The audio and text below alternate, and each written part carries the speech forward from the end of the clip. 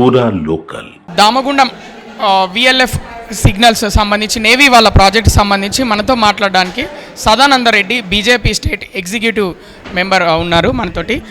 చెప్పండి, దామగుండంలో నేవీ వాళ్ళ ప్రాజెక్ట్ వస్తే చుట్టుపక్కల గ్రామాలకి హెల్త్ సమస్యలు, ఆరోగ్య సమస్యలు వస్తాయి, ఆడవాళ్ళకి పిల్లలు పుట్టరు, క్యాన్సర్ వస్తుందని బయట ఒక అపోహ వస్తుంది. దీనిపైన మీరు ఏం మాట్లాడతారు?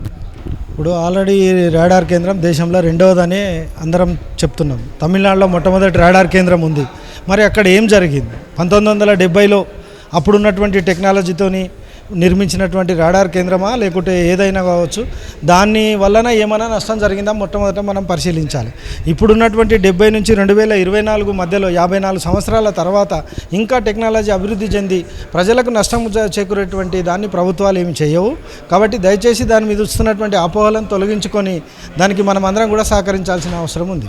అంటే కొందరు కావాలనే వ్యతిరేకంగా ఈ ప్రాజెక్టుకి కావాలనే వ్యతిరేకంగా ప్రచారం చేస్తున్నారని మీరు అనుకుంటున్నారా?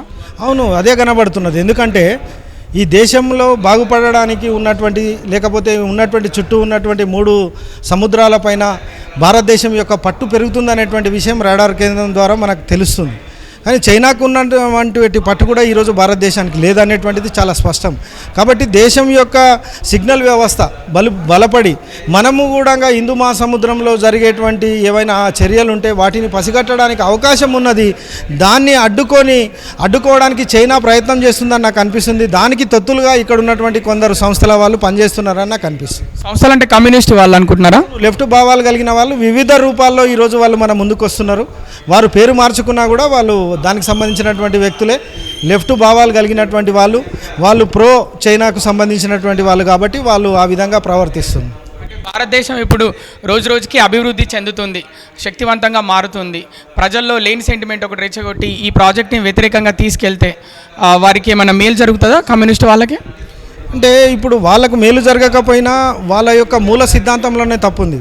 మీరు ఒక్కసారి లెనిన్ కానీ కారల్ మార్క్స్ యొక్క సిద్ధాంతం చదివితే మనకు అర్థమవుతుంది. ఈ ప్రపంచం మొత్తం తిరిగి ఏర్పడాలి, కమ్యూనిజం రావాలి అనే ఒక ఆలోచనలో మొట్టమొదట ఇక్కడ ఉన్నటువంటి వ్యవస్థలని దెబ్బతినాలనే ఒక దురాలోచనతోని వాళ్ళు వస్తుంది తప్ప మానవ మనుగడలో అది జరిగేది కాదు. ఉన్న ఏవైతే కమ్యూనిస్ట్ కంట్రీస్ ఉన్నాయో అవే కొలాప్స్ అయిపోయినాయి, అన్ని ప్రజాస్వామ్య దేశాలుగా మారుతున్నాయి, మనకు తెలిసినటువంటి విషయం. వికారాబాద్కి సంబంధించి మీరు ఏ ఏరియా ప్రాంతం వారు? నేను వికారాబాద్ పట్టణానికి చెందినటువంటి వ్యక్తిని.